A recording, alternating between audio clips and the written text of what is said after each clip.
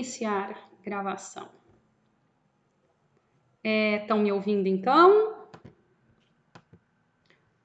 Perfeitamente. Tudo bem, João Pedro? Sim. Certinho? Bom, meus amigos, então estamos aqui mais uma noite juntos, em razão do nosso regime domiciliar e fazendo aqui a aula da maneira que é possível online, né? Mas não deixando de ter aula, o que é o mais importante. Vamos lá. O que nós estamos estudando para quem não compareceu à aula passada, para quem não viu o nosso necessário vídeo? Vamos lá, meus amigos. Nós estamos estudando o sistema prisional e nós verificamos, a grosso modo, que a regra, o artigo 5º da Constituição, no seu caput, estabelece que é direito fundamental à liberdade, porquanto qualquer restrição também deve ser posta pela Constituição Federal. E a Constituição Federal, ela trouxe sim hipóteses em que é possível a restrição da liberdade, como eu prefiro falar em termos de processo penal, a privação da liberdade, certo? Quais são essas hipóteses? Desde que haja ordem escrita e fundamentada de autoridade judiciária competente, a qual pode vir a título de prisão processual no curso de um processo ou de uma investigação, ou então como decorrência de uma pena por meio de uma sentença condenatória transitada em julgado. É isto que diz o artigo 5º da Constituição, o qual também elencou ali hipóteses militares, mas que não vai virar o caso para nós. Nós precisamos ter em mente a prisão processual e a prisão pena. A prisão pena nós já estudamos, Direito Penal 2, já até falamos da dosimetria da pena e falamos bastante, né, gente? Conversamos bastante sobre a prisão pena, aquela decorrente de sentença condenatória transitada em julgado. Agora, então, nós estamos falando da prisão processual. Eu comecei explicando para vocês o que é flagrante. Falei que flagrante vem do latim flaglaris, que é o delito que queima, o delito que está queimando. Conversamos então que o artigo 302 do Código de Processo Penal trouxe para nós 4 hipóteses de flagrante. 4 hipóteses legais de flagrante: flagrante próprio, flagrante impróprio e flagrante presumido. Colocamos ali a diferença de cada um deles. Flagrante próprio é aquele que está ocorrendo ou que acabou de ocorrer.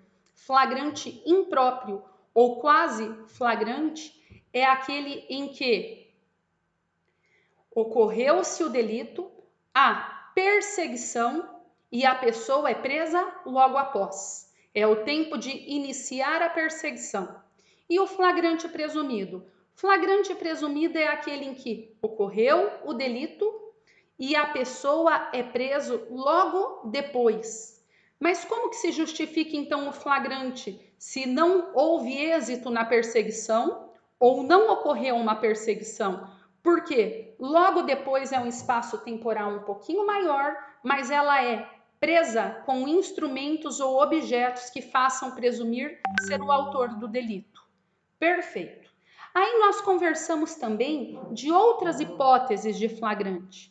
Primeiro, nós conversamos que para uma pessoa comum, uma pessoa do povo, é possível dar a ordem de prisão em flagrante? Sim, é possível. É possível dar a ordem de prisão em flagrante, mas desde que haja conveniência e oportunidade. É discricionário para a autoridade policial e agentes da polícia, não. Aí, meu amigo, é compulsório. E aí, Joe? É compulsório, desde que não se exponha a perigo, porque ninguém é obrigado a ser super-homem, tá bom? A par disso, um ditado clássico que todo advogado velho conta, que eu não sei se é verdade, mas todo advogado aí com mais de 30 anos de OAB, fanfarrão, conta. Ah, uma vez eu estava discutindo com um juiz e o juiz me deu ordem de prisão em flagrante por desacato. Falou que eu desacatei. E você? Ah, aí eu dei ordem de prisão em flagrante por ele por abuso de autoridade. Eu não sei se isso aconteceu com todo advogado mais velho ou aconteceu com um e os outros tomaram a história para si, como verdadeira. Não sou capaz de falar sobre isso, mas seria possível essa situação fática? Perfeitamente possível.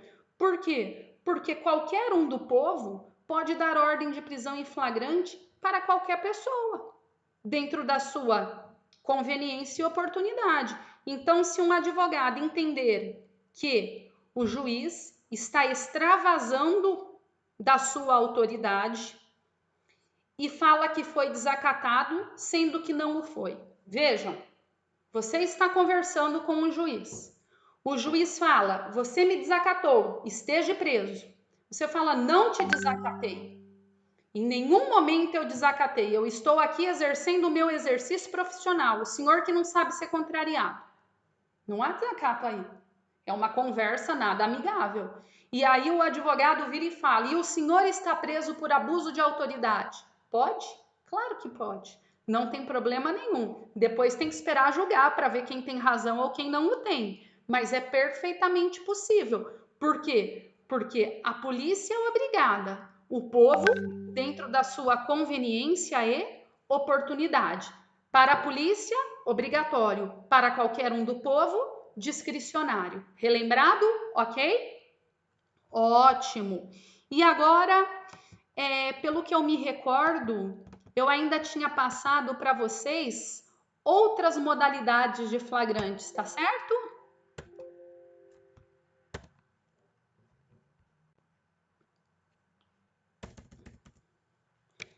Pelo que eu me recordo, então, eu tinha passado para vocês outra modalidade de flagrante e vamos conversar aqui sobre outras modalidades de flagrante, verificando cada uma delas para aferir se ela é lícita, é possível na ordem jurídica, ou se ela é impossível na ordem jurídica, ilícita. Vamos lá.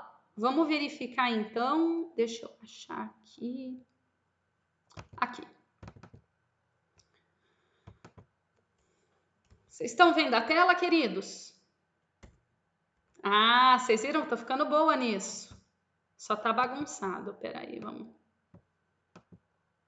Aqui tá. Outra modalidade de flagrante. Vamos lá. Existe o denominado flagrante preparado, provocado ou induzido. Olhem o nome: preparado, provocado ou induzido. Esta modalidade de flagrante, ela é chamada de delito de ensaio, delito de experiência ou delito putativo por obra do agente provocador.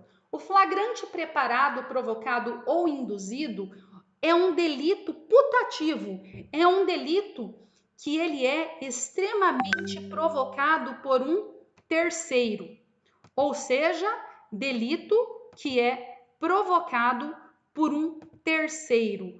Como assim? Como assim? Peraí que outra pessoa quer entrar, inclusive eu vou começar a barrar a entrada das pessoas, porque senão a gente não dá conta, ó. Já me perdi. Vamos lá. Vocês estão vendo o que? A tela? Tá vendo aí o PowerPoint normal? Tá? Então vamos lá. O que é este flagrante preparado? É quando uma pessoa, alguém, de forma insidiosa, provoca a prática de um crime, ao passo que toma todas as providências para que ele não se consuma. Ou seja, há um agente provocador, um terceiro, que ele induz a prática do delito. ele provoca a prática do delito, mas, paralelamente, ele toma todas as providências para que esse delito não se consume, não seja consumado. Ou seja, primeira observação, este agente provocador, vejam, este agente provocador, ele pode ser tanto um policial, como também poderá ser qualquer outra pessoa, como poderá ser um terceiro. Só que olhem, então a primeira pegadinha que nós temos sobre o flagrante preparado ou provocado é: o terceiro não necessariamente é um agente da polícia. Ele pode ser um policial? Perfeito, ele pode ser um policial. Todavia, nada impede também que ele seja um terceiro qualquer. O único detalhe é que este agente provocador, quem quer que seja, tome todas as providências para que o delito não seja consumado. Tudo bem? Outro detalhe, olhem, se há uma provocação, ao passo que são tomadas todas as providências para que o delito não seja consumado, deixa eu mudar de lugar, que tá horrível essa luz.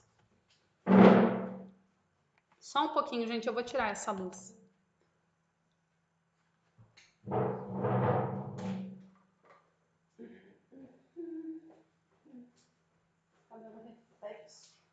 Ô, Buddy.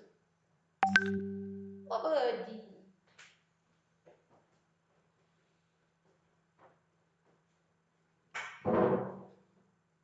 Melhorou pouco, mas melhorou. Vamos lá.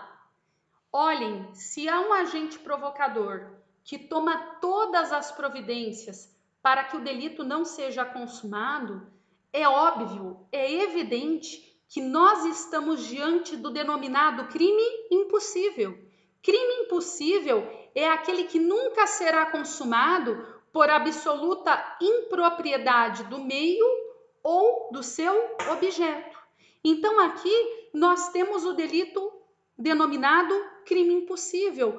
Por quê? Porque a preparação do crime, quando paralelamente a provocação do crime, para o melhor dizer, a provocação do crime, ao passo que paralelamente são tomadas todas as providências para que ele não seja consumado, torna este delito impossível. Isto é matéria sumulada no STF, súmula 145. Não há crime quando a preparação do flagrante pela polícia torna impossível a sua consumação. Por quê? Artigo 17 do Código Penal. Crime impossível é aquele que o resultado nunca será consumado. Aqui, porque ele é provocado quando há providências para que o torne de impossível consumação. Certo? E aqui, gente, eu não sei se eu já contei para vocês uma história de quando eu era jovenzinha e fui opinar no processo alheio. Já contei para vocês? Fazia eu faculdade e fazia estágio. E como toda boa estudante estagiário, eu achava que eu sabia mais do que um desembargador. Óbvio, né? Aí, um amigo do meu primo foi preso. Pelo que ele foi preso? Por tráfico de drogas. Ok, uma vez preso por tráfico de drogas, ele não era traficante daqueles de rua, né? Ele era traficante de rave. Vendia ali umas balinhas em festas eletrônicas. Só para se achar também, porque nem precisava disso. Aí, eu tenho uma tia que ela é muito engraçada, né? Ela é muito boa de coração e meio alienada, assim. Meio para ser bem legal, né? Aí ela chegou, foi em casa e chorava. Porque ele tá preso, é um menino bom, errou, mas não tinha que estar preso. Tanta gente antes que fez isso e nunca foi preso. Lembra vocês que naquela época havia mais rigor? Estamos falando de aí mais de 20 anos atrás, havia mais rigor quanto à prisão, especificamente em caso de crimes hediondos, tá? 15, 20 anos atrás aí. Deixa eu ver quantos anos atrás. Uns 15 anos atrás. Aí eu peguei e falei, mas o que aconteceu? Aí ela me falou, não, ele foi na rave, aí a policial mulher perguntou se ele tinha e ele entregou para ela e cobrou. Aí eu falei, nossa, isso é flagrante preparado, isto é crime impossível, tem uma súmula do STF, não há crime quando a preparação do flagrante pela polícia torna impossível a sua consumação. Ok. E eu falei isso para ela. E ela ligou para a mãe do menino e falou, por que vocês têm que trocar de advogado? Porque isso é flagrante preparado. Só que o que eu era? Uma metida besta. Por quê? Não se esqueçam. Em que pese a conduta nuclear de vender tenha sido preparada, nada justifica que ele trazia consigo a droga para fim de mercância. Então, nós não podemos esquecer dos denominados crimes permanentes, ou então crimes plurinucleares misto alternativo. No caso concreto, perfeitamente, a venda por si só caracterizou o flagrante preparado. Eu concordo com vocês. Todavia, é evidente, ou melhor, é claro e evidente que o tráfico é um crime plurinuclear misto alternativo. E ninguém preparou ele trazer consigo a droga. Porquanto foi condenado, a minha tese não colaria. Por quê? Porque mesmo preparado à venda, ninguém mandou o cara ter a droga consigo, inclusive para fins da mercância. Tudo bem? Beleza? Tomem muito cuidado. Por quê? Porque vocês têm que começar a saber misturar o direito material com o processual. Nada é tão simples, nada é preto no branco. Afinal, o processo é instrumento do direito material, do direito penal. Portanto, as situações que vão virem para nós são estas, as inusitadas, certo? Beleza? Ainda fazendo um adendo ao tráfico de drogas, nós não podemos esquecer que ele é, além de um crime plurinuclear misto alternativo, composto por 18 verbos nucleares, sendo que cada qual deles, independentemente do outro, é suficientemente hábil para que seja consumado o delito, ele também é permanente. E crime permanente é aquele cuja consumação se protrai, se prolonga no tempo. Então, várias as vezes, a gente chega e a pessoa fala assim, entraram na minha casa sem mandato, sem mandato. Aí a primeira coisa que se fala, mas ele é político? Por que mandato? Mandado de busca e apreensão. Mandato é mandato é político, é aquele mandato investido para ocupar o cargo. Então tá, é mandado de busca e apreensão. Ok. Mas aí a pergunta é, vem cá, mas achou o que na tua casa? Achou 2 quilos de cocaína, 3 quilos de crack, uma balança de precisão, 78 celulares, além de 50 mil reais. Mas não podia entrar porque não tem mandato. Tá, pergunto. Certo ou errado? Errado, não se esqueçam que é autorizado a entrada na residência ante a qualquer flagrante delito, em qualquer horário. O flagrante delito autoriza, se o delito estiver queimando, que seja adentrado na residência da pessoa a qualquer hora, porquanto a polícia entrou lá e havia a droga, se fefou. O flagrante é lícito, está resguardado até mesmo na Constituição, que a casa é asilo inviolável. Salvo engano, isso está no artigo 5º, inciso 12 ou 13. É que essas coisas eu tenho de cor, tenho que confirmar. Mas a casa é sim asilo inviolável, salvo prisão em flagrante, a qualquer hora, salvo cumprimento de ordem judicial durante o dia. Tudo bem? Tudo bem, então? Outra coisa, não há estabelecido o que seja durante o período diurno.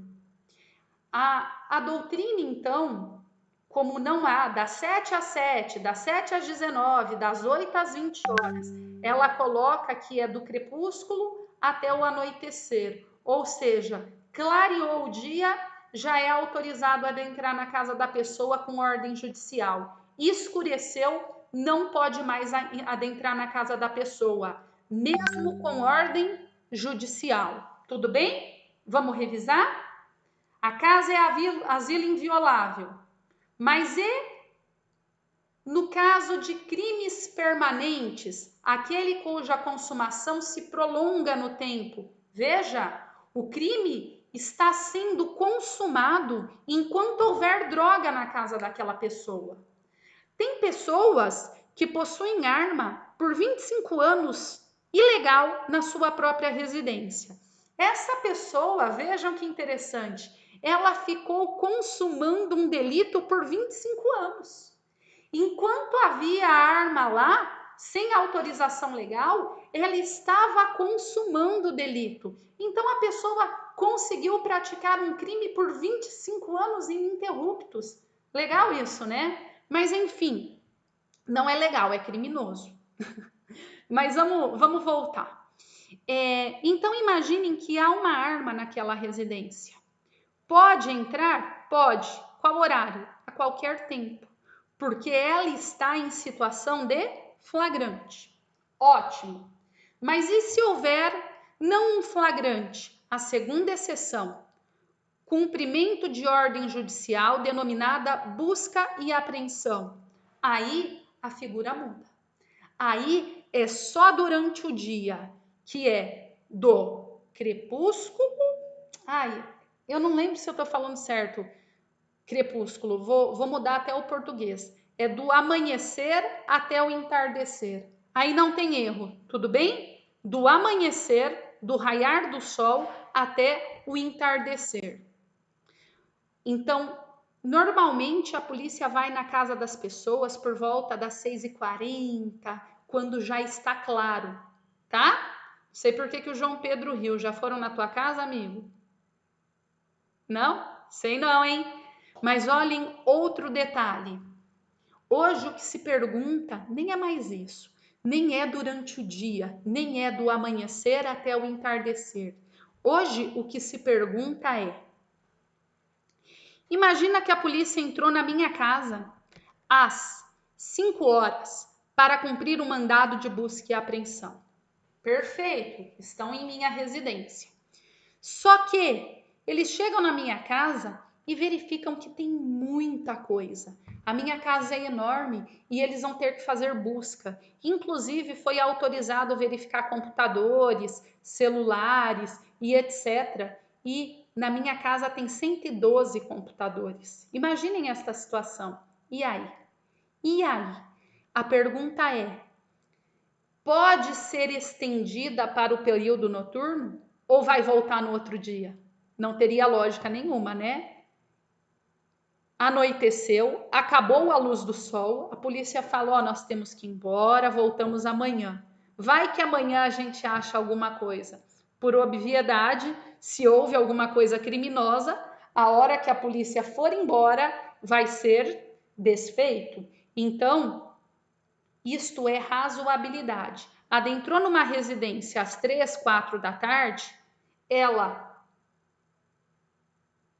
a busca não foi findada porque se viu que era bastante coisa, não foi possível, apesar dos esforços da polícia, não há problema nenhum que seja prolongado.